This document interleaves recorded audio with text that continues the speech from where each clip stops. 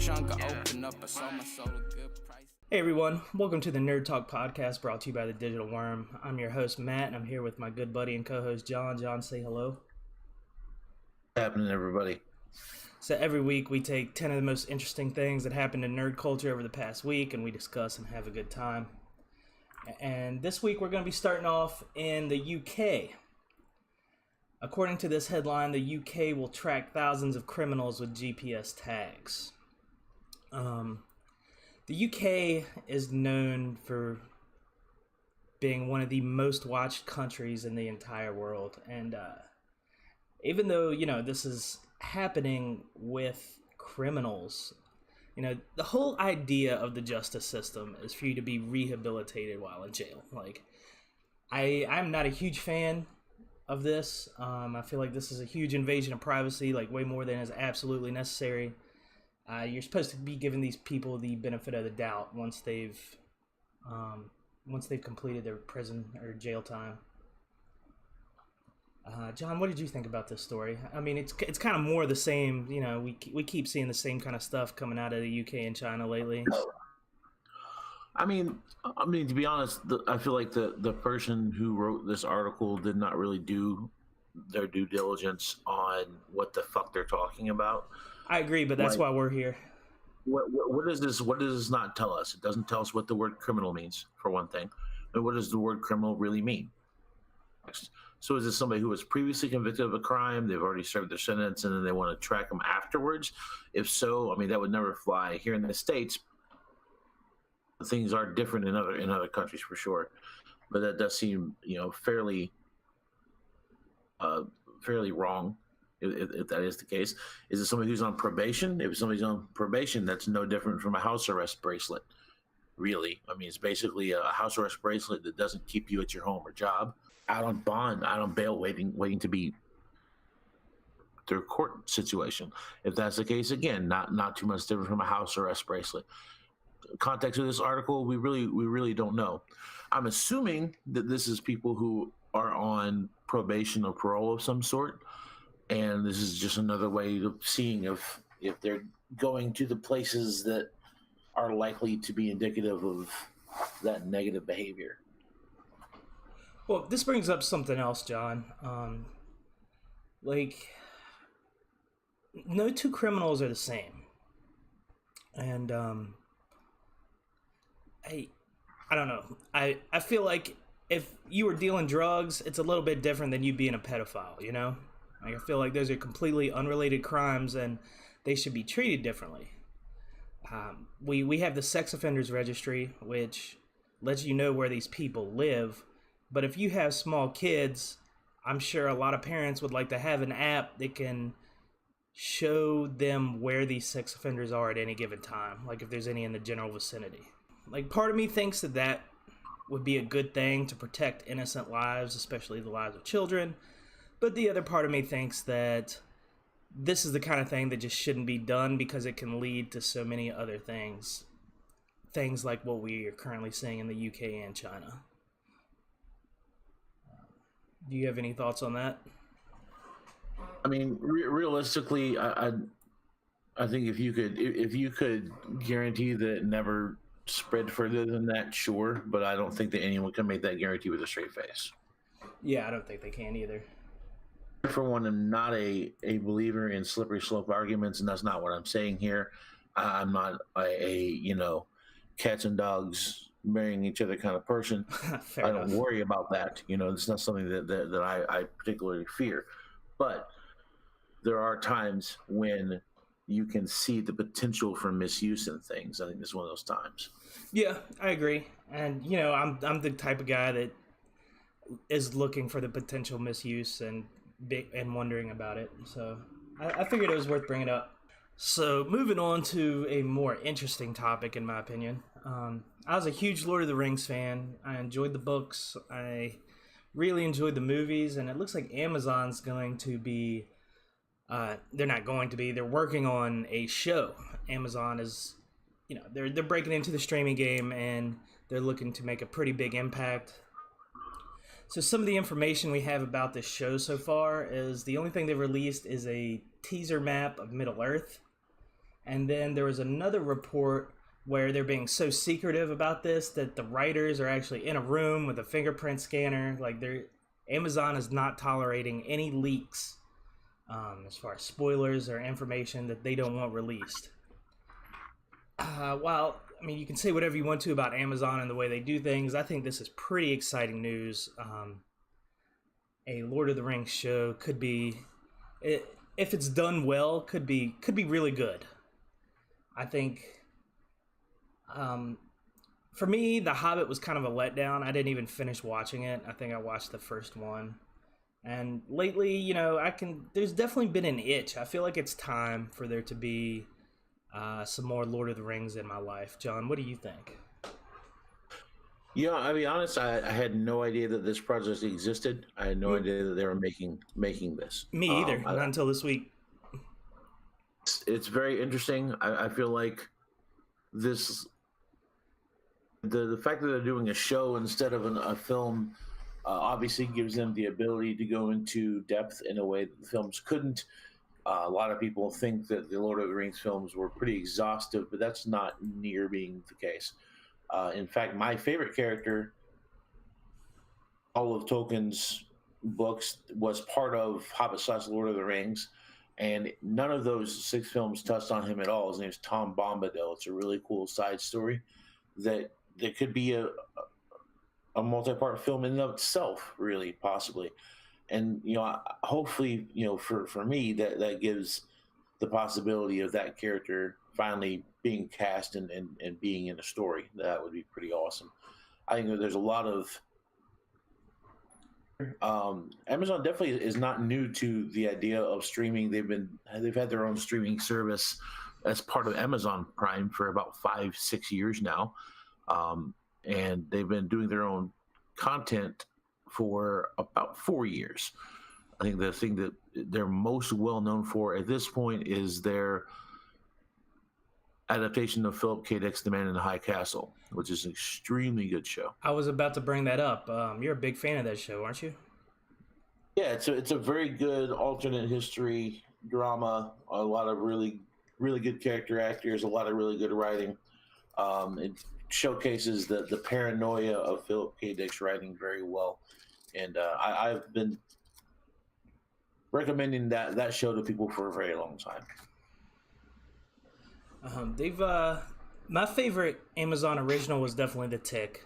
I thoroughly enjoyed that show. I was a big fan of the original. Didn't get around to that one. The original was pretty awesome. I never got around to checking out the new one, but I've heard good things. I thought it was really, really well done. I really enjoyed it. So, I'm going to go into a bit of streamer war talk because, talking about the streamer wars with these services it's been what's getting me going lately, getting me all excited. Do you think Amazon will ever be able to truly compete with what Netflix and Hulu are doing? I feel like they want to. I feel like that's a thing. I feel like it's something they're striving for. I do not know. I feel like they've got a long way to go if they're ever going to be on that level. I don't think that that's on their radar at all, dude. Honestly, I'm coming from the opposite side on that one. I think that they know that no one is going to buy their service. Like, no one's buying Amazon Prime just to stream things. Okay, so, yeah, you're 100% right. It has. They know that content they're putting out tips the scales for some people. And that's one of the reasons why I was on Amazon Prime for as long as I was. I'm taking a break from it this year. I haven't needed the shipping as much, but going into next year, I'm probably going to be re-upping on the service for a couple other reasons as well. Not the least of which being Amazon Music, which is an extremely good service. Well, so they're trying to keep good new programming coming in. If you notice that they're not doing as many shows as these other services as well. They're picking a handful of really good ideas and sticking with them because they know it's a supplement to the other parts of Amazon Prime. It's what tips the scales. Also, only doing a few shows like that gives them the ability to focus harder on them and make them better. I feel like Hulu and Netflix and other related services are kind of like a very sharp knife, and then Amazon is your Swiss Army knife. Like it just there's a lot of reasons to have Amazon, Amazon Prime, whatever. Uh, you're not going to Amazon just for streaming original content, but if you're gonna go there for one of their 15 to 20 other services that you like to use, then why not watch the original content while you're there? I feel like that's maybe kind of what they're going for, which could be great for their platform. I mean, Amazon is already probably the biggest corporation in the world right now, or at least in the country. So they can probably do whatever they want, really, and it's just going to make their overall service better and the overall customer experience better. So moving on here, John, this is something I believe I've heard you mention before. It's one of the reasons I wanted to talk about it because I'm not really up to date on this, on the whole issue with people not wanting to get their kids vaccinated. Like I've always known that it was a thing, but apparently it's becoming a pretty hardcore thing. Most recently, 136 people have died in a measles outbreak in the Philippines. And most of these deaths are apparently related to people opting out of having their children vaccinated. Have you been keeping up with this? Like, what do you know about it? Because I honestly, this is not the same as anti-vaxxers in the States. This is a very different issue. Do you know quite a bit about the issues in general? Yes. All right, so let's use this segment to kind of. You can't pick on morons without knowing where they're coming from, Matt. Not effectively. Well, why don't you? I spent picking on anti-vaxxers on the internet is a much greater than 0% of my time, and so to be able to do that effectively, to make sure that the arguments I'm making to these people are in fact factual, and if they would listen to me, would be useful. I have learned quite a bit of where the anti-vaxxer movement in the United States has come from. Excellent. That's exactly what I was hoping you would say. So take it away. The people in the Philippines who are choosing not to vaccinate their children are not anti-vaxxers as we know them. They're not the people in the United States. So the anti-vaxxer, okay, so going back. I'm all ears, brother. When vaccines really started to become mainstream, in the 50s, you got Salk and the polio virus. That vaccine that was the first really modern vaccine. That's when we really started to realize that we can really start getting rid of stuff. There are religions, with my disdain for organized religion being a very real thing, and it's a very obvious thing in most of the things that I say. There are religions, some of them are part of Christianity, some of them are part of other religions all across the world that don't believe in modern medicine or don't believe in certain parts of modern medicine. They believe that either the God or the universe or somebody is going to take you out when they take you out, interfere with that, or they believe that your faith should heal you, or they just don't trust modern society. And these groups of people, parts of the world where governments are sympathetic to religion, and the United States is one of them, those types of people have always been granted the ability to abstain and to have their children abstain from vaccinations due to religious/philosophical concern. I think the United States is likely to always be a thing. And that was never a huge deal. Most of the time, those types of people tend to congregate and form their own communities. They tend to be more segmented off away from the general population, so that when these types of issues did come up, they weren't as likely to go through. And while it is sad that these adults are allowed to and sometimes end the lives of their children based on old religious belief, it was relegated to those few groups of people, and so we were able to kind of deal with it as a general whole. most of, and also, as an aside to that, there also have always been people who, medical care is not free. They didn't want to pay for their kids to be vaccinated for whatever reason, or they didn't feel like they had the money. So they said they were parts of these groups or these philosophies to get out of vaccinating, because to be able to go to public school, you have to vaccinate your children for certain things, unless you have one of those exemptions. There's a form you have to sign to go into school saying these things. And so there have been, a very, very small group of people throughout these things existed that have skirted around those medical costs. And that way they basically, played roulette with their children's lives. They've hoped that the herd immunity of vaccinations would help their kids as well. Modern anti-vaxxer movement came around about 10 or 11 years ago, where this scientist, and I use scientist in big quotation marks, every single or licensure that this guy has ever had has been revoked years and years ago. He autism and trying to figure out where autism came from, and he had this bias that caused autism. And so instead of trying to figure out what causes autism, which we're still not 100% sure on, this is a mystery to us. Scientists are still working on this and will be for probably a very long time. We don't know. But because he had this idea in his head that mercury caused autism, he started looking at things that contain mercury. Kids are and that kids can be exposed to. Well, there are traces of mercury in a lot of vaccinations because mercury is a preservative. Going bad, keeps things from degrading. And if you're making batches and batches of vaccinations, one of the things that's very important is to make sure that if you have a supply, it's not going to just turn on you. These things are expensive to make. They're usually expensive to administer. And sometimes you have to send vaccinations all the way across the world. Sometimes you're going by train. So they've got to be as stable as possible for as long as possible.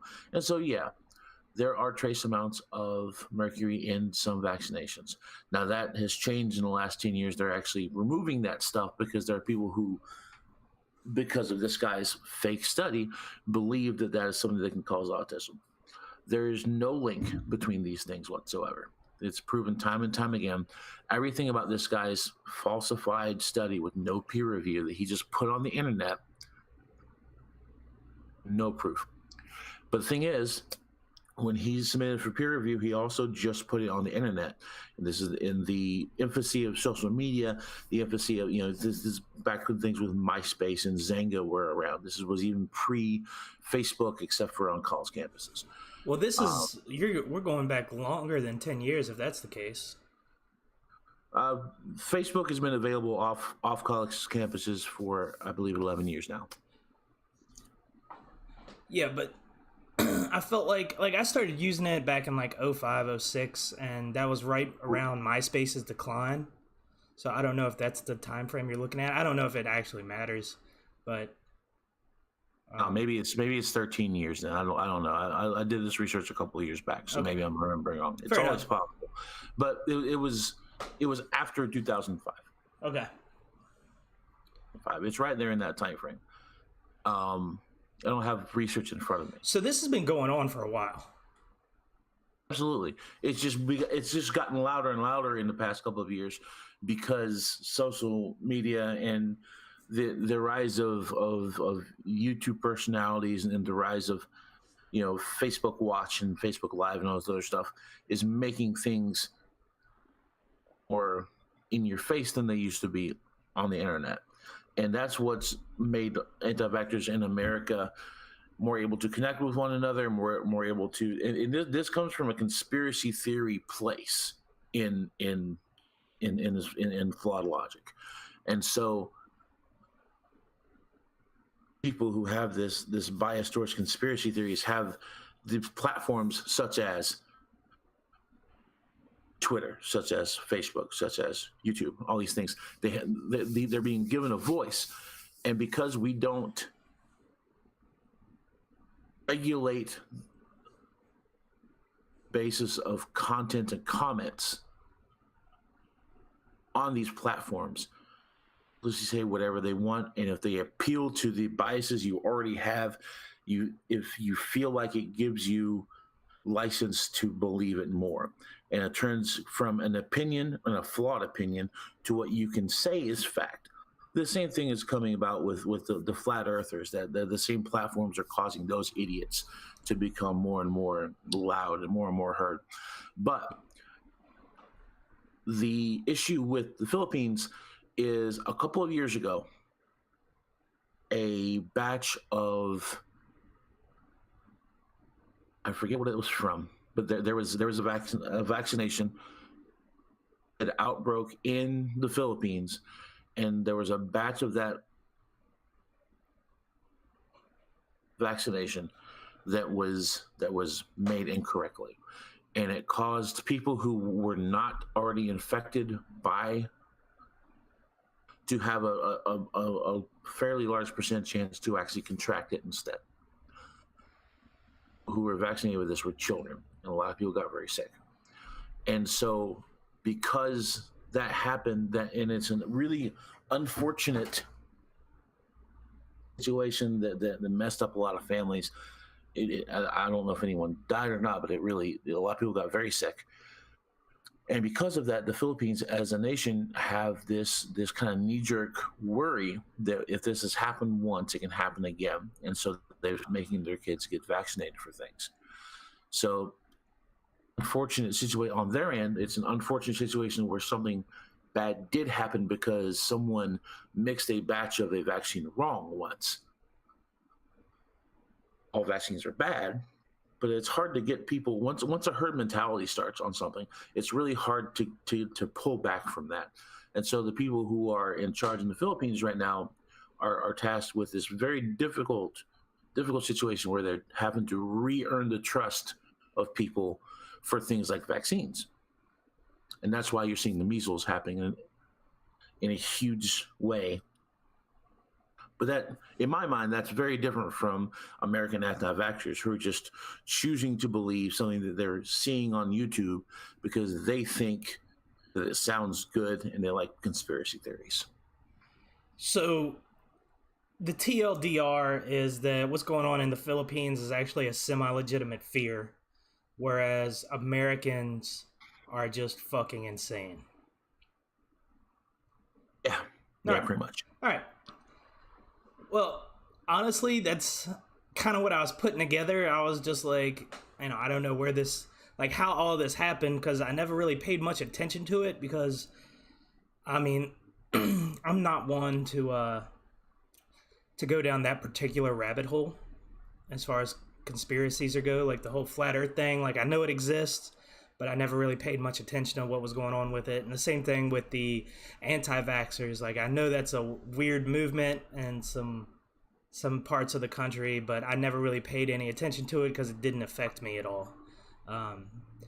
But this is either way it goes, it's really sad for these kids that are missing out on this vaccination and could potentially kill them.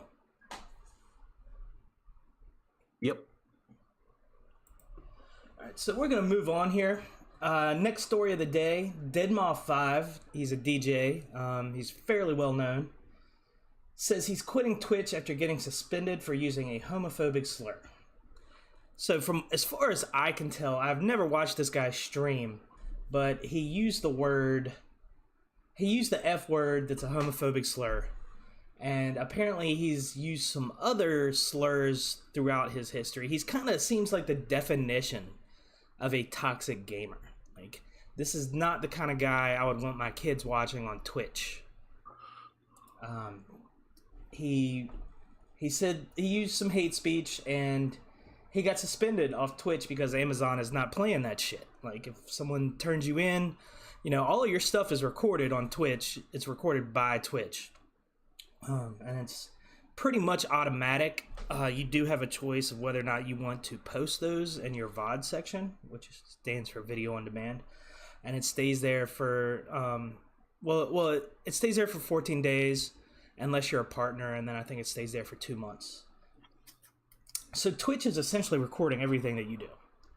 And this guy used some hate speech. Amazon caught onto it, and they gave him, I'm not sure, it was just a suspension. I don't think it was a permanent suspension at all. But he flipped out, went to Reddit, made a bunch of excuses for himself, and then said he was going to quit. Then he updated this information and said, I need to cool down, blah, blah, blah. It was a pretty clear damage control post, and then he said he's going to focus on his music. And I think that's okay. I think he should focus on his music because he doesn't seem to be a very good streamer. I think I completely stand behind Amazon suspending the Deadmau 5. Like, it doesn't matter how famous you are. Like, you got no business going onto their platform and using the kind of language that inspires hate. Like, if you want to cuss, then cuss. Like, no one cares. Like, fuck, shit, cock, balls. Like, people swear. We swear a lot. And but there's certain words you will never hear us say on this podcast. And if what you say is derogatory in nature, whether you mean it to be derogatory or not, it's not really okay to use that word, right, John?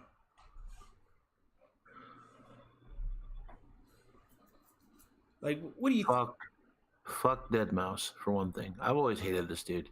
He's annoying. His music is repetitive. It's not very good. The helmet looks stupid. Is that the same guy? Oh, I thought you said Deadmau5. I don't know if there is such a thing. That's what I said. Fuck him. I'm not calling him some stupid name. Okay. I'm not pronouncing that 5 like it's not an S. It's an S. The man's calling himself Deadmau5. All right, I was a little confused there. Thank you for clarifying. That's just the truth. I'm not pronouncing that 5 like a number. He's abusing leet speak. Yes, he is. 100%.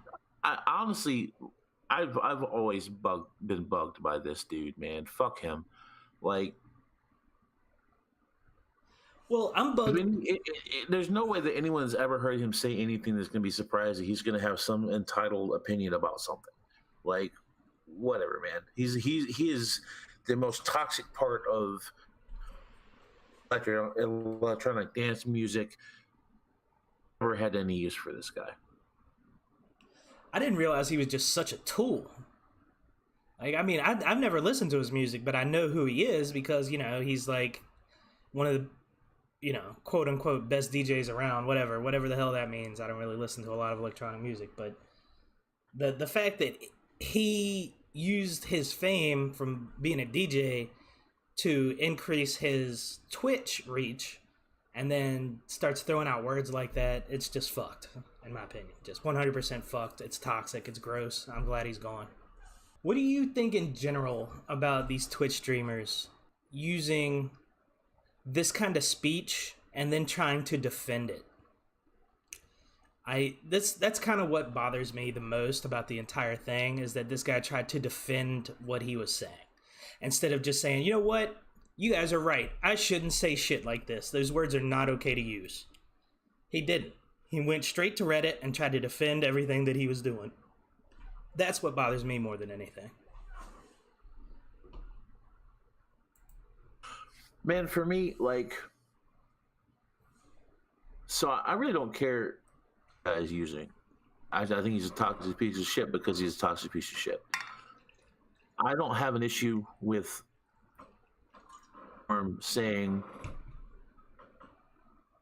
want you using certain words because it is a private platform. They own Twitch and they're allowed to say certain things go against terms and service.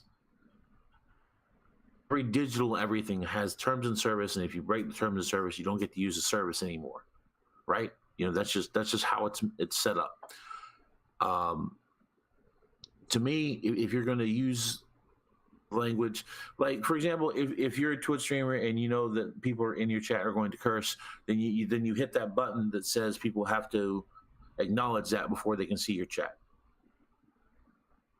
They already are aware that people don't want to hear curse words, and that they're okay with people using certain curse words. So they're already kind of halfway into that. I don't really care so much the words the guy used as much as that he's a toxic piece of crap, and I don't want to support him in any way. Well, using those specific words just tells you more about what you need to know about the person to whether or not you want to support their work. Right. So after I don't care. So he's already a piece of garbage. Yeah, I mean, I can honestly say I didn't know much about his stream, but even if he comes back to it after seeing this article, I would never support him, and I would. Alright, so the next story for today, this is something we've reported on a few times, and we've been following. John's really into this, and I'm getting more and more into it. The whole Fortnite dance lawsuit thing looks like it's close to falling apart, according to this article I found on Engadget. The guy who played Carlton on Fresh Prince of Bel-Air, he was denied his copyright for his dance, which is really unfortunate. And there's multiple reasons they denied this copyright. First of all, they said it was too short. And secondly, he has admitted that it was inspired from other dances in the past. And it's not just Ribeiro that's dealing with this. Some of the other folks, I think, are kind of coming up short. Like 2 Milli. I think his lawsuit is also kind of starting to fall apart once again because the clip that Fortnite uses is so short. I think this is really unfortunate. It looks like Fortnite is going to get out of having to pay these folks money for dances that they clearly stole. I don't see how you can possibly argue that they did not steal these dances from other people. John, I know you're fairly passionate about this, so I'll let you go ahead and throw out your opinion on it. You probably have much more to say on it than I do. I mean, I wish I was surprised. I'm not surprised. This doesn't surprise me even a little bit. When it comes down to it, these guys are making so much money they can afford teams of lawyers. So they're going to have an edge on this stuff. They probably have people who they're paying just to research precedent on stuff.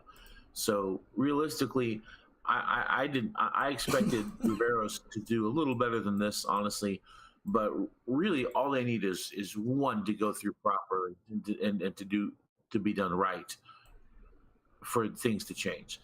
Maybe it won't be these ones. Maybe it'll be something in the future. One of these is going to work, and something's going to change. I just hope it's sooner rather than later, because I'm really sick of hearing of Fortnite. Well, yeah. Well, if it makes you feel any better, Apex Legends has been really steamrolling the gaming community lately. All the big name streamers are playing it. It's on a regular basis. It has twice as many viewers on Twitch as Fortnite does. So hopefully they're gonna be taking a hit. It bothers me though, like. We've talked about this kind of thing before where minorities are constantly getting the short end of the stick when it comes to stuff like this. And I was really hoping that we'd see a turnaround here. Because every single one of these artists, they deserve to be paid. Because I don't care if it is only a 5-second dance. Like, you clearly stole it, and you should be paying them something because they're the creative genius behind it. I don't know. It doesn't stop bothering me. This is one of the reasons I never gave Fortnite a chance. Because I'm not okay with that. So yeah, hopefully Apex will continue to take over, and we'll see less and less people playing Fortnite and caring about what's going on there. Maybe it'll just go away. It's a sad day. It's a sad day that we knew was coming. We all knew it was coming. We held out, like, we had tiny little glimmers and flashes of hope here and there. But Netflix has officially pulled the plug on Jessica Jones as well as The Punisher. We knew it was going to happen. It didn't matter how much we loved the second season of The Punisher. I thought it was a little surprising that they went ahead and canceled Jessica Jones before the season even aired. But I feel like they were just like, you know what, it's pretty obvious what's going to happen at this point. Let's just go ahead and do a public statement here. Well, no, the reason why it's done this way is because that's when the option period ended. Okay. The original signing for the second season of Jessica Jones happened at exactly the same time, and then a year from that, they had the option to renew for another season of each. So the reason why there was not just a big announcement when they said Daredevil, which was the first show, was not going to be renewed is because they have to wait until the contract option date expires, and then they announce that it's not going to happen. That's why it's been staggered like this. That makes sense. Now, there's been a lot of speculation online lately about Marvel or Hulu continuing these shows, but from what I read online, they're not allowed to do anything for 2 years. I don't know have you seen that same information? Oh, with those characters? Yeah. Yeah, I think I have heard that. Is likely to happen with these actors. If you notice, Netflix just bought the Millerverse, like all the rights to the entire comic book in the Millerverse, which is its own separate comic book universe. Miller, that is got a lot of depth to it. I'm expecting Netflix to offer roles to all of these actors in this new thing that they're going to do that they actually own the rights to, and they're just going to go from there. Well, it's also important to note that as far as the Millerverse, anything that's already been optioned for film, they did not get. Like, they did not get Kick-Ass, they did not get Kingsman, anything else that's been already turned into a movie. Those rights are already owned. Right. But the Millerverse is exciting. I'd look for them to continue purchasing comic book properties, honestly. I think Netflix is smart enough to know that this is the hottest market right now. And they're going to go out, they're going to look for high quality books to turn into high quality series, such as The Umbrella Academy, which was just released last week and was a great show. I binged it in 2 days. I loved every second of it. I don't know if you've completed that season or not. I'm currently on episode 3. What are you thinking so far? You enjoying it? I'm really enjoying it. I think it's very good. The cast is great. The writing is extremely well done. The scoring is very good. Everything so far I've really enjoyed. My time these days is not as wide open as it used to be, which for me is a good thing. I don't like having a whole lot of free time. So I'm not in a place where it's easy for me to binge anything. So it actually is making me slow down and kind of enjoy the episodes a little more, which is pretty cool. I'm still 3 episodes away from finishing the most recent season of The Punisher, and I'm actually really happy about that. Especially since we're not getting any more Punisher content anytime soon. I know.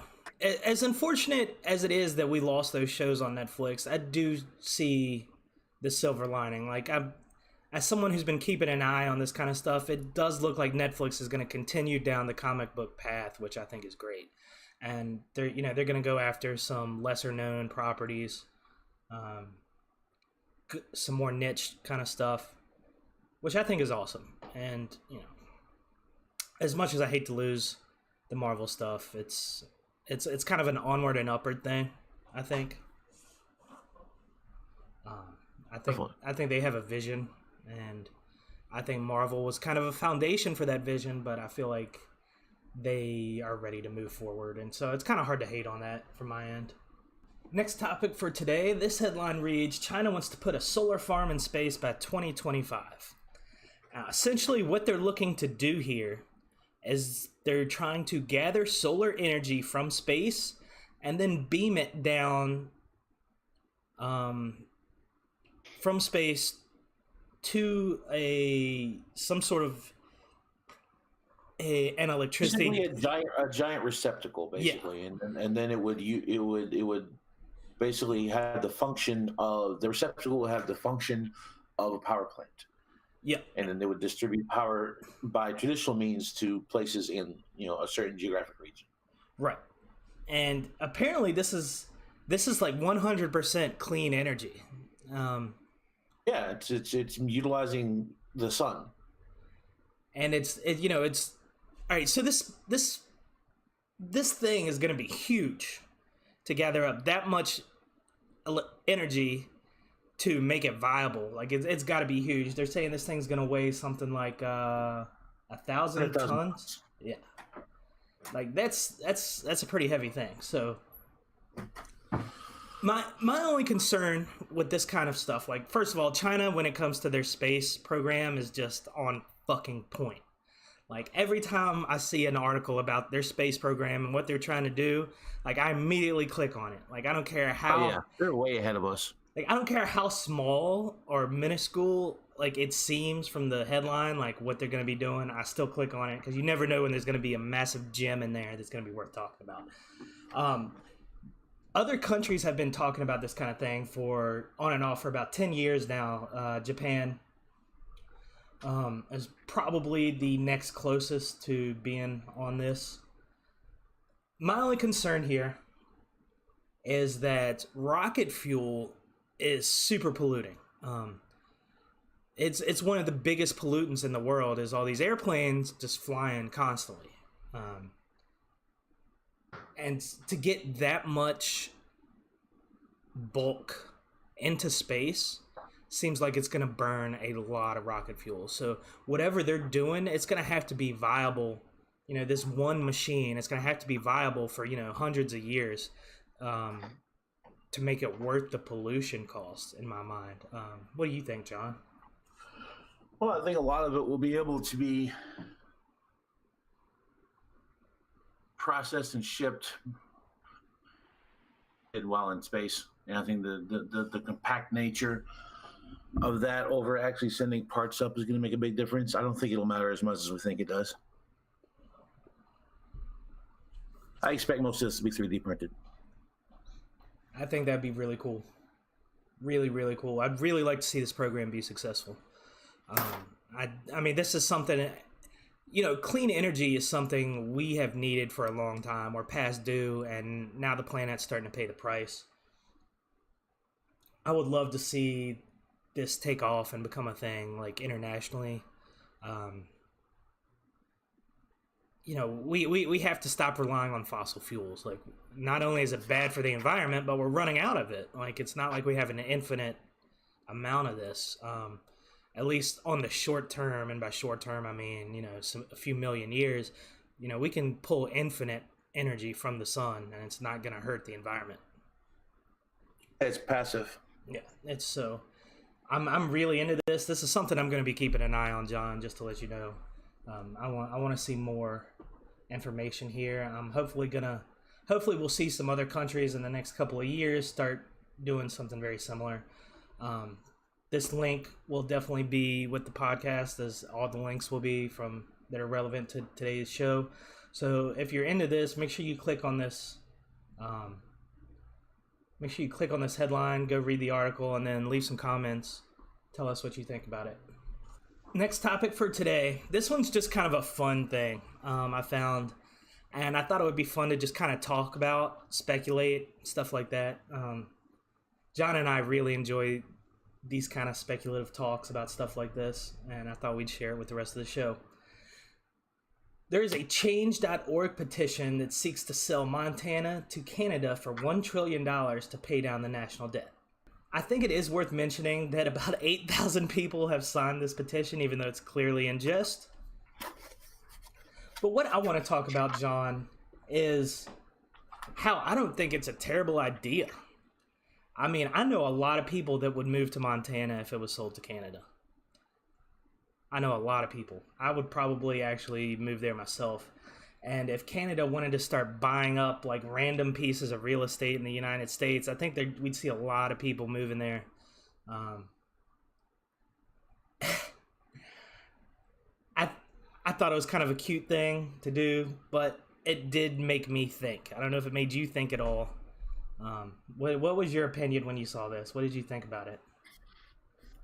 Well, I mean, it just really highlights my hatred for change.org. Stupid fucking platform that is. And there are people who take that website very seriously to no real logic whatsoever. It's just completely ridiculous. Let's do a quick disclaimer here. Do not take change.org seriously. This is not a serious thing we're talking about. There are people who put stuff on there thinking that they're going to be able to make a difference because some people like type their name on the internet. There are people who honestly think that this is a real thing that is going to matter in some way, and it's just fucking not. Oh, I completely agree. I had no idea that it was a serious thing, though. I thought the entire thing was supposed to be kind of like tongue in cheek. Absolutely not. It's a thing that people take very seriously. Well, now that makes it even more hilarious. Considering this as a real option, as the United States only gives back land if it's got oil or rice paddies on it. What if Canada bought the state of Virginia? I like what ifs. This is fun. Would you stay or would you go? I mean, I'm here, and this is where my people are, so I guess I would stay. Do you think I would learn to love maple syrup, although I hate maple syrup. Now, I love gravy on French fries, so I think I'm already halfway there. Their money looks cooler than ours, realistically. That question leads me to thought of this news story that I saw when I was 12 or 13 or so that I've never forgotten. And it's about this tribe of indigenous people in Siberia. 4, 5, 6, 7 years after the USSR fell. During the time that the USSR existed, a year would send representatives out to this indigenous tribe to collect the tax. And the tax for this indigenous tribe was a certain percentage of all the pelts of all the animals that they had killed during their hunting throughout the year. And it was used to make fur coats and lining on things and stuff like that. And when the USSR fell, a representative of the USSR coming and taking those pelts of the Russian Federation came to take those pelts.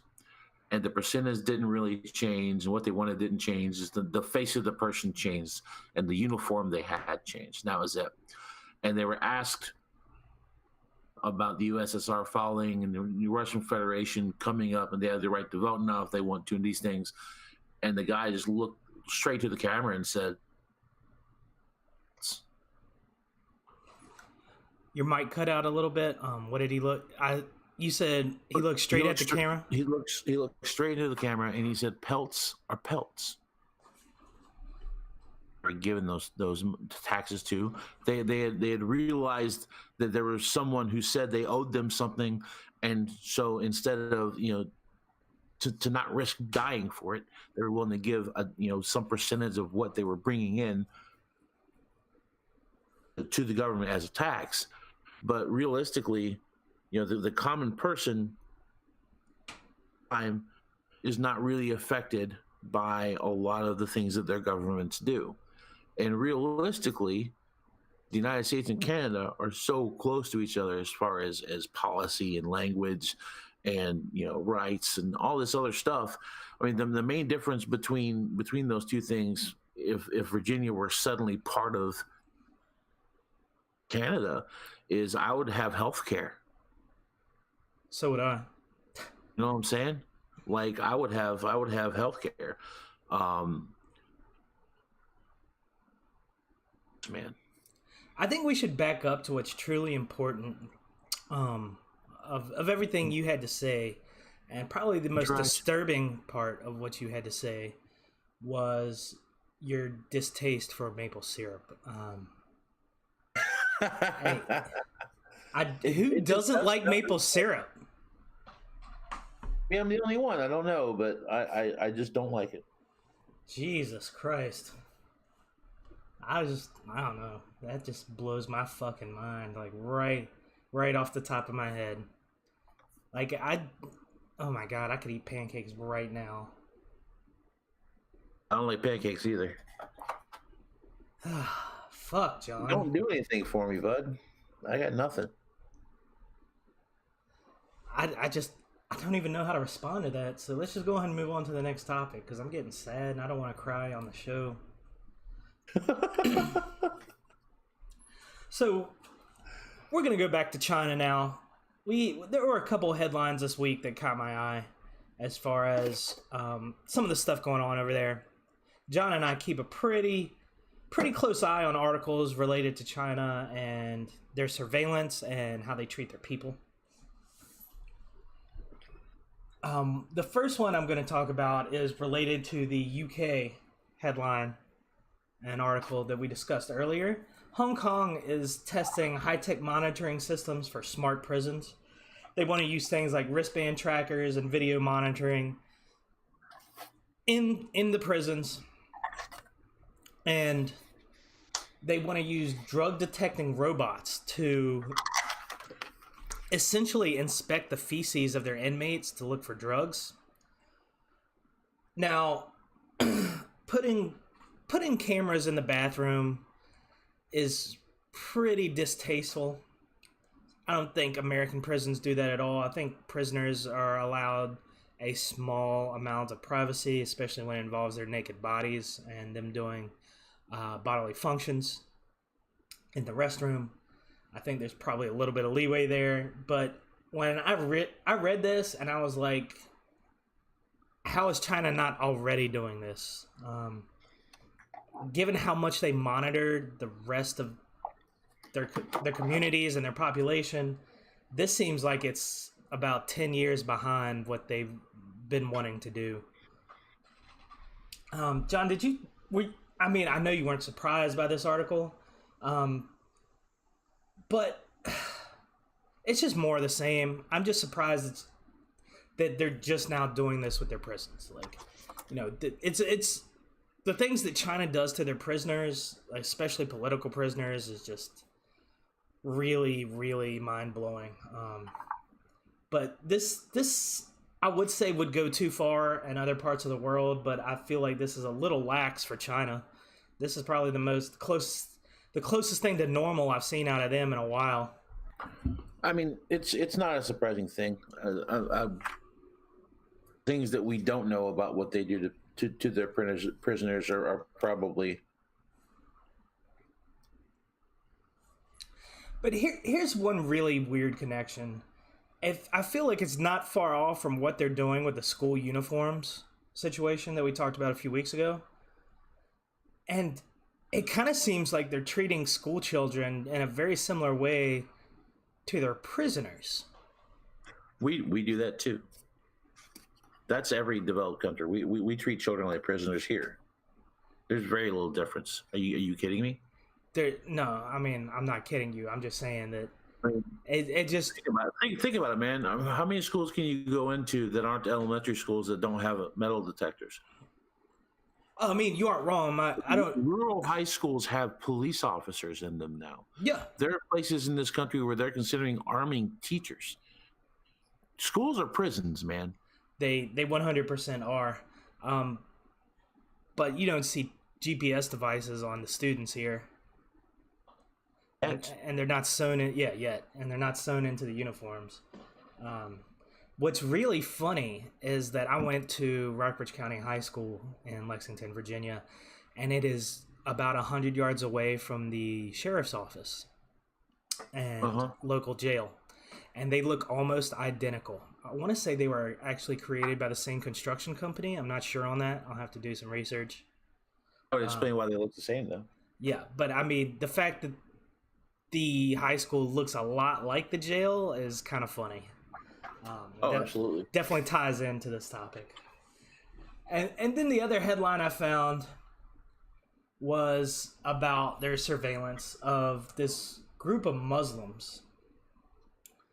Now this was a bit fucked up. Like they have active surveillance, hardcore active surveillance actually on this very small group. They really don't like it when people move into China or have always lived in China and think differently, think non-communist, etc. Apparently this group of people has been subject to some of the things that you've seen and heard from China as far as torture and internment camps and shit like that. They have, let me find the number in this article.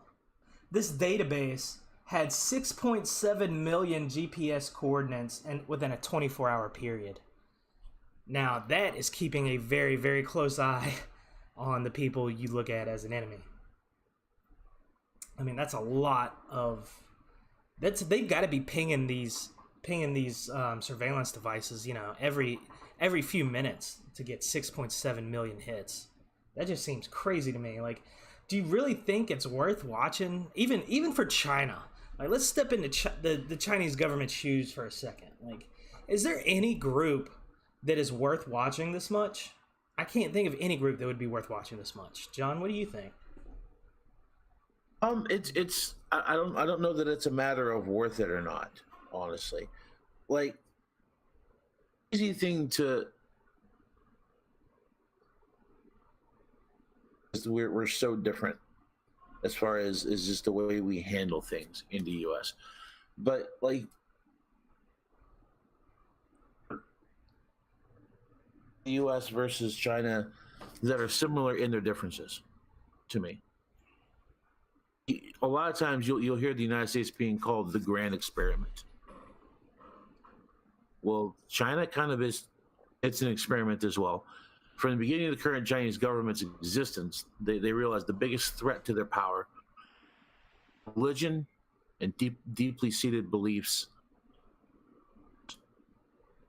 entire time that they've existed up until current and will continue to do so, of trying to eradicate anything other than nationalism. They want nationalism to be the religion of China, and they've generally succeeded. You've got those pockets you got pockets of Buddhists, you got pockets of Muslims, you got pockets of animists of the original Chinese religion from before the current government. And they are very paranoid of those people because the most infectious thing in the world is an idea. True. It's always going to be true. And so if that idea of Taoism, the idea of Buddha, the general population, then all of this power that the Chinese government holds over its people becomes on. I don't see that as being a real thing. I mean, it's a real thing. I just don't see it being concrete. Like, I don't see an idea, I don't see a religion, I don't see any of these small pockets of people being able to overwhelm and strong-arm the Chinese government as it is today. Yeah, that's what the Roman government thought about Christianity. Fair enough.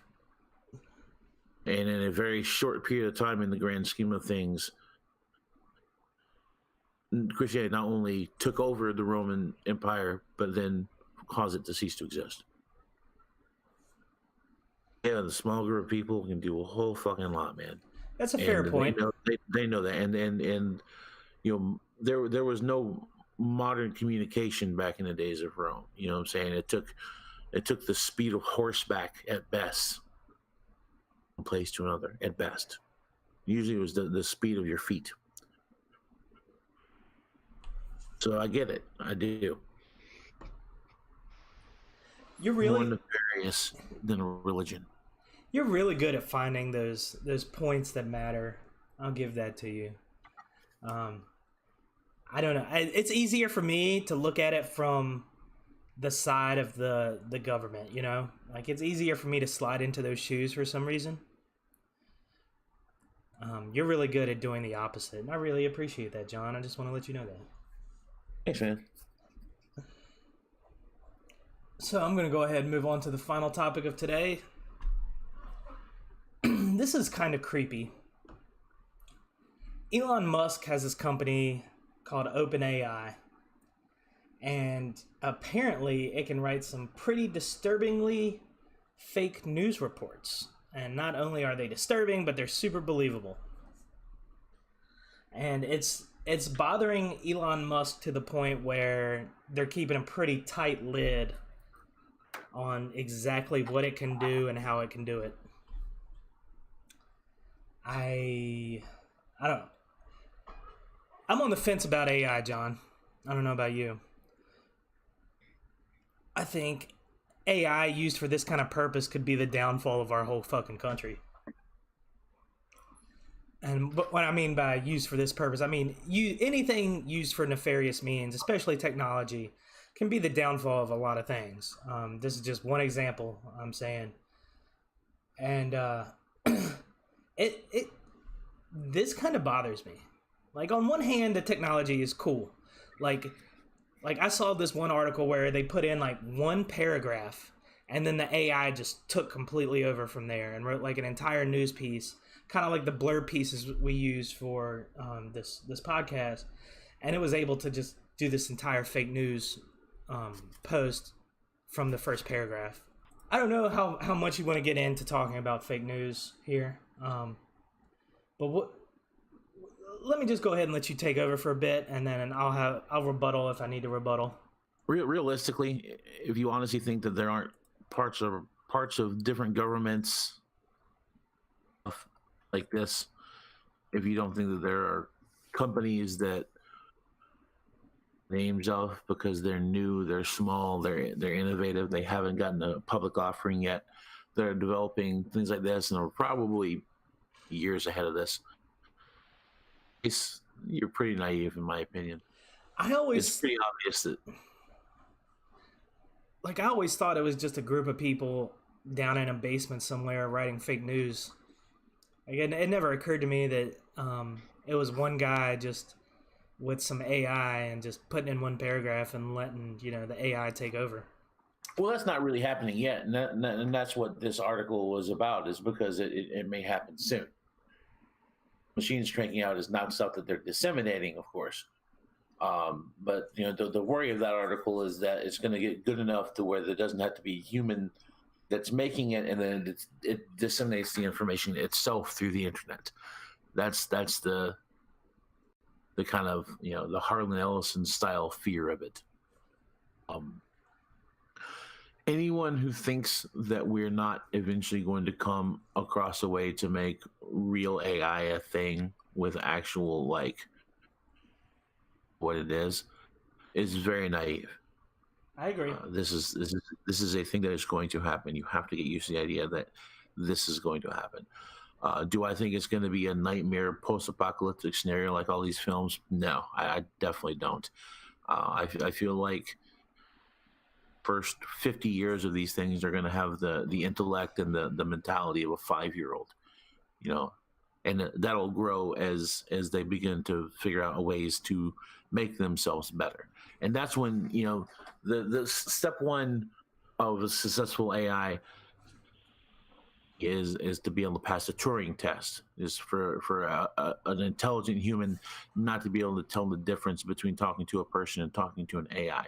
And I think that's a fine first step. But I think the second step that we need to consider is have the ability to better itself, is have the ability to make itself smarter, such as humans do, by reading and by studying and by learning from people who are smarter than you.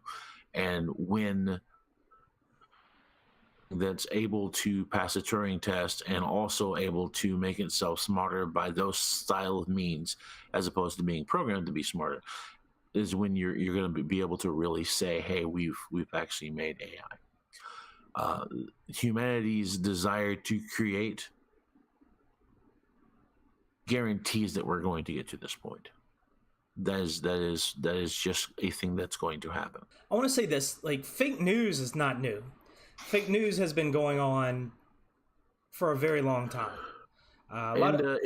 There used to be this thing in newspapers called muckrakers. It was the 1920s and before that, where there were magazines and newspapers that were just based. It's kind of like the National Enquirer of their time, or USA Today of their times, when their entire focus was sensationalism, and they didn't care if it was true. They just wanted somebody to say something so they could say that someone said it. They didn't fact check anything. Right. And mostly it was throwing mud on political candidates and things like that. So, that's where muckraker came from, is throwing mud at people, trying to make their name dirty. And a lot of that was what we would consider fake news today. I'm not a fan of that term, mainly because of who coined it. Fair. Like legitimizing. I don't like legitimizing people like that. I think it's a mistake. I mean, that's a good point. It's just become such a widely used term. Like, I don't really know what else to call it. Right. No, I get what you're saying, and I'm not saying it's wrong to use the term. It's just not a term that you're boycotting. Yeah, pretty much. I use that word myself. I used to do a lot of gaming. Well, I mean, I still do a lot of gaming, but I used to game with a lot of Europeans for a while, like 5-10 years back, and they always used to give me shit because of how everything they saw on American news that was about Europe was completely inaccurate. Like, various things going on in Europe. And they're like, that's not at all what's happening. Like, why is your news always getting this wrong? I was like, I don't know, man. I don't watch the news because I don't really believe anything that I see on it. I mean, I watch the local news on occasion to get an idea of what the weather is going to be like, but they talk to small business owners. Maybe there's a murder over on Melrose or whatever. I mean, that kind of stuff, is real. But when it gets to like national quote unquote news, I take it all with a grain of salt. I think we should all be taking this stuff with a grain of salt, because like we talked about, like, this has been going on for a long time. Like, that's what the media wants to do, is to steer your opinion. Like, that's kind of almost what their job is at this point, is to make you think one way or another about certain topics and different things. And it's really important, in my opinion, to not get yourself polarized on any certain issue, especially if it's something you saw on the news, whether it be Fox News, CNN, whatever. It doesn't matter, because it's all the same. It's just on the other end of the polarization. And I think it's really, really important that we don't let one news topic or one report or one reporter allow us to become polarized and start thinking in extremes, because that's bad. That's how we essentially get to the point where we're at today. And I would really like for that to start correcting itself. I think this polarization is probably a huge threat to not just us as a country, but as to humanity. For what it's worth, I do have a slight disagreement in something you just said. I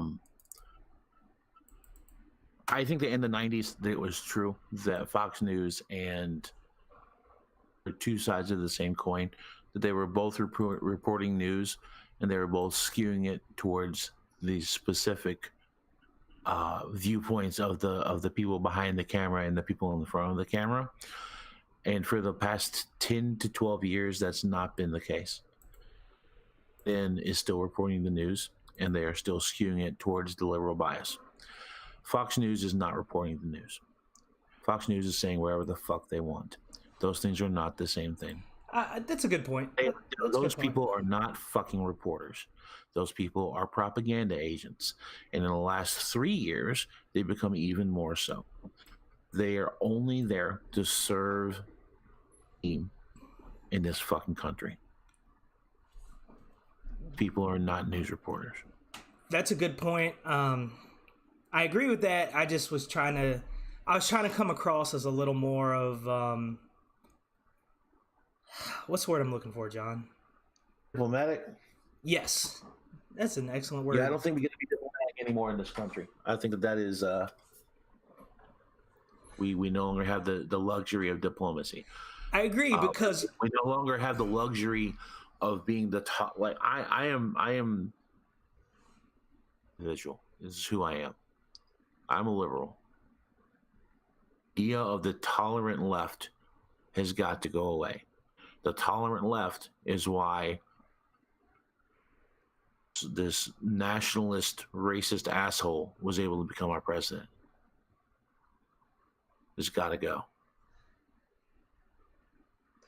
So you're saying we need to meet polarization with polarization? Absolutely. You don't think that could end poorly? We need to meet all of it with actual facts, which we don't see. We need to focus on the things that are true, and we need to call out things that aren't true a lot more than we do. And the problem is, part of the whole tolerant left thing was letting people have, quote, opinions about things, when in fact they were thinking things that were the opposite of facts. They were antithesis and antithetical to things that are factual. And we have this weird thing in America about allowing people to call things opinions that aren't really opinions. I'll give you an example. Hit me. It is not an opinion that someone can hold, but otherwise. It is not an opinion that someone can hold that gravity is not real, because we can prove it otherwise. Correct. That is a law. You can have the opinion that somewhere out there in the universe, aliens exist. Prove that's not true. You can have the opinion something is going to happen to some part of you that's going to live on in some form, somewhere, somehow, somewhen. You can have that opinion because we can't prove otherwise. Ends. The fact that my wall that I'm looking at beside me as we record this is off-white is not an opinion. That's the name of the paint that was on the can when this room was last painted, was off-white. And so, as a fact, it is. You don't get to have the opinion that Rack City is blue. Right. It's just not the case. Prince, in every part of your life, opinion and provable or unprovable fact or lie. That is where we have to start drawing lines, and we weren't willing to do that, and a lot of people still aren't willing to do that. And until we change that thought process, danger in this country and on this planet, we're in a lot of danger. Climate change is not an opinion. It's it's proven by the current of science. Let me interject for a second, because I actually have something relevant to say about that. Like 10 years ago, I was not on the climate change bandwagon because to me there wasn't enough evidence that it was all us at that time. There's still a lot of people saying that we don't know how much is us and how much is naturally occurring. It's only been in the last 4 or 5 years where I've been like, you know what? As a person, I have seen enough evidence, enough proof, enough science to be able to say, hey, human beings are the ones fucking up this planet. Like, I think it's okay to be wrong. I think it's okay to say, you know what? I'm going to wait to form an opinion until I have more information. I felt like that was relevant. Maybe it's not. I don't know. It's okay to have been wrong. That might seem like the same statement, but it's actually not. In this country, in our society in general, Western society, one of the biggest things that people are afraid of is to be wrong. Oh, they fucking hate it.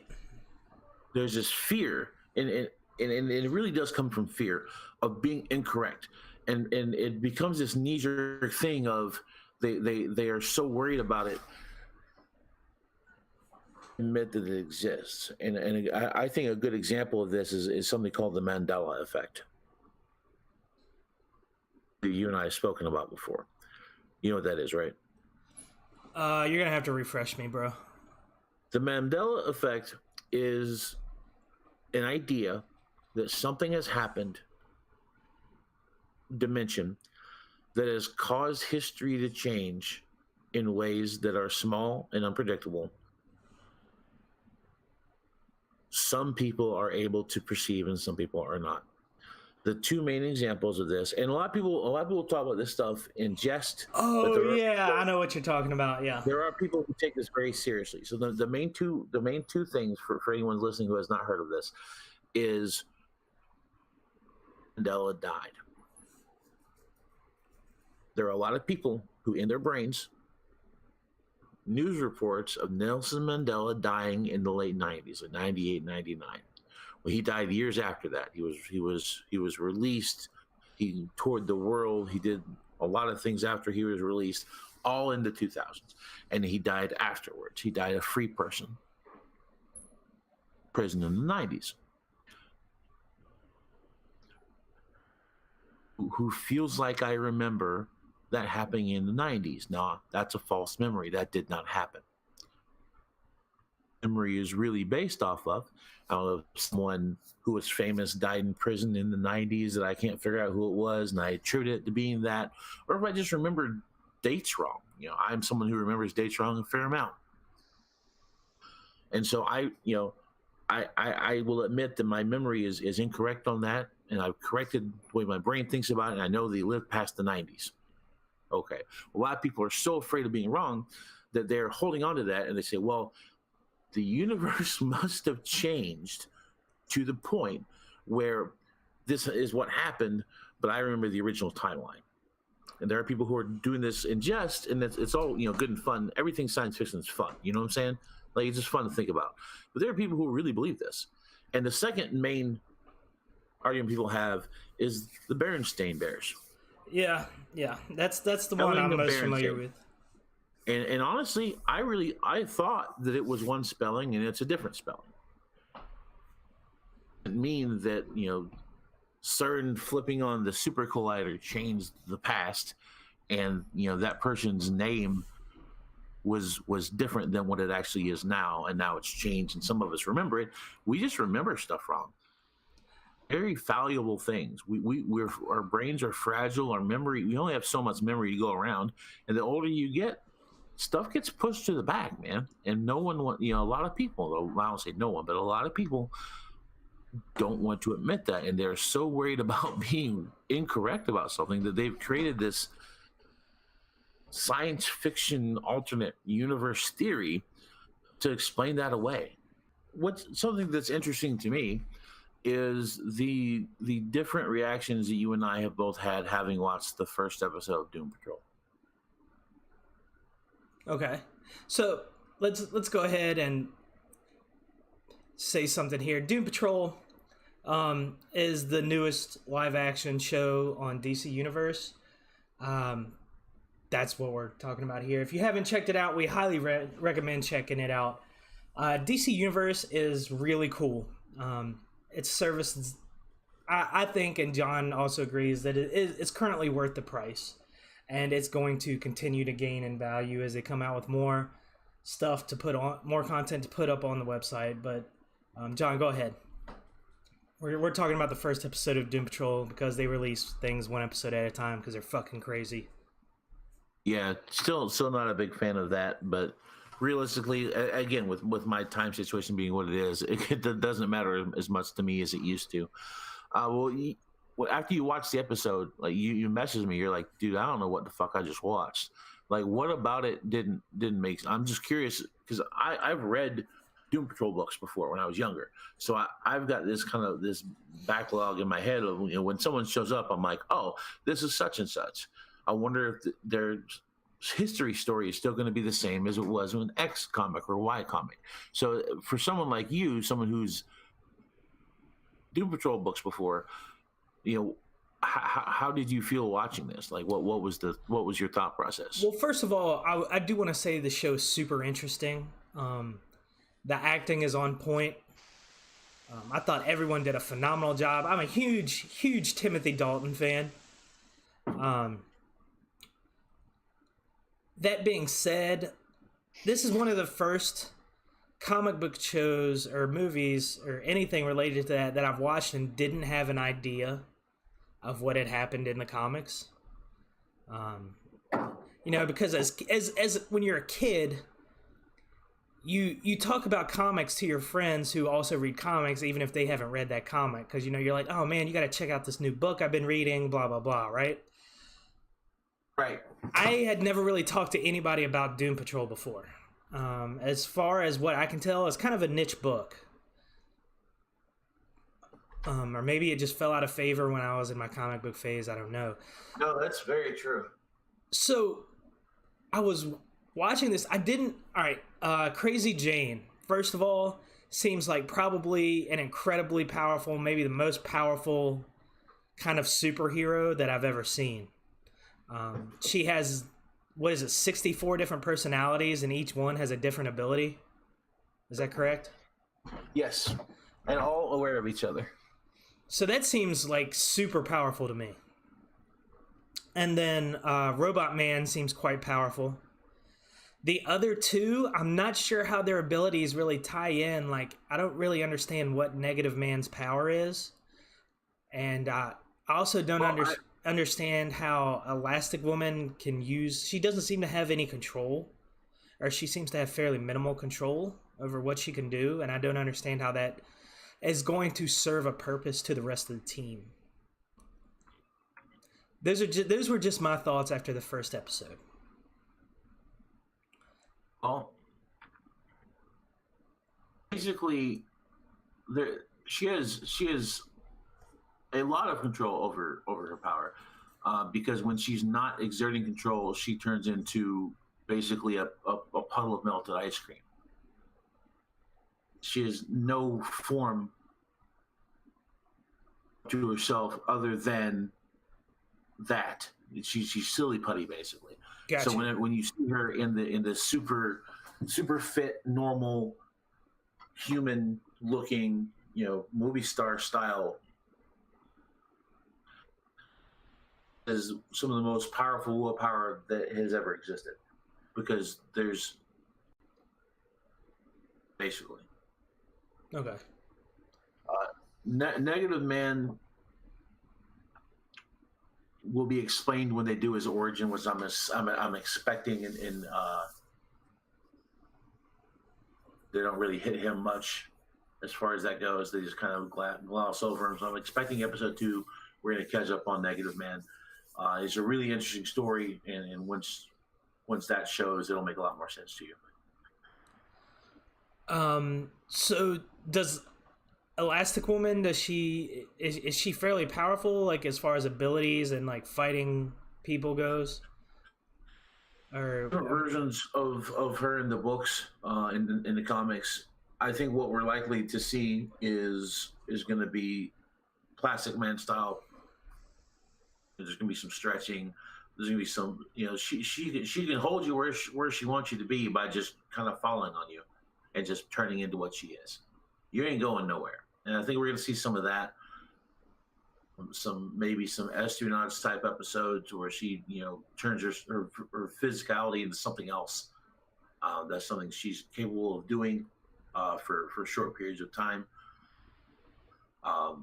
Realistically, man, these aren't superheroes in the traditional sense. These are a bunch of people who have had really fucking unfortunate things happen to them, who are trying to live a life and trying to make the world a little better than how they found it.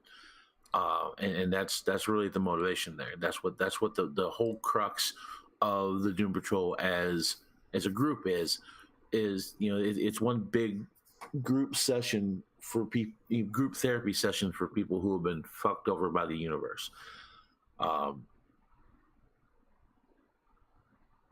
The show itself goes, I was really excited to see Alan Tudyk. The guy's a fucking amazing actor. He's gonna make this show fucking than expected. Brendan Fraser as a fat piece of shit. Can't help but wonder if that's his personality in real life.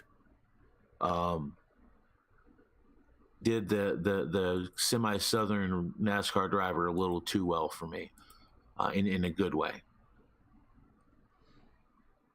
Yeah, I feel like they put a lot of focus on his character in the first episode.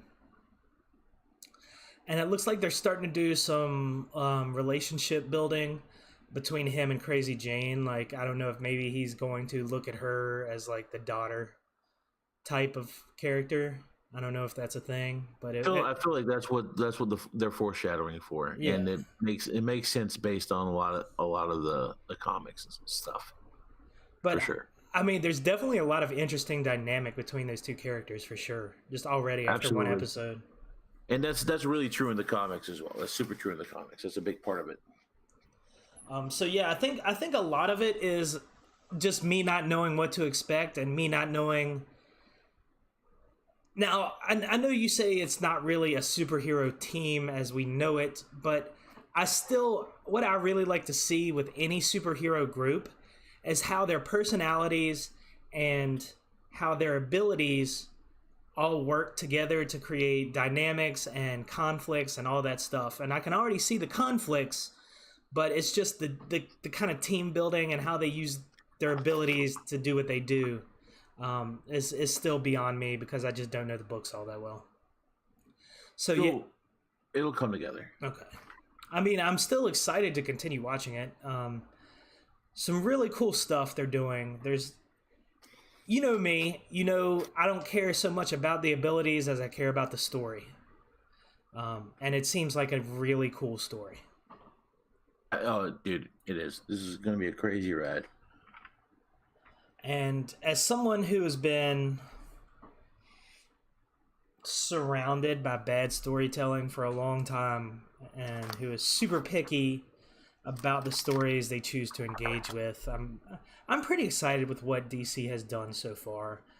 I think the DC universe is probably one of the most underrated services out right now. It seems like not a lot of people are jumping on ship here, and I think that's sad. I say give it time. I feel like the AT&T streaming service is probably going to bring a lot of attention to the DC universe, so we'll see how that goes. I think that's probably pretty clearly going to be part of their package. And plus, as they own HBO and they've got this. Have you heard anything about the new Watchmen show? Like, I haven't heard jack about it. Like, I feel like I just know that they're developing one. That's literally the only thing I've heard. Oh, it hasn't come out yet? I thought it was out for some reason. I don't believe so. Oh, okay. I feel like I would know if that was the case. I know I was a huge fan of the Watchmen film. We've a good movie. We've mentioned that before. All right. Well, do you have anything else to add before we wrap the show up for today, John? No, I think I'm good. All right, everybody. This is Matt and John. We're the Nerd Talk Podcast brought to you by the Digital Worm. And we will see you next week with new topics. And we'll discuss. We'll have a good time. It'll be a fun show. You guys have a nice week. Take care.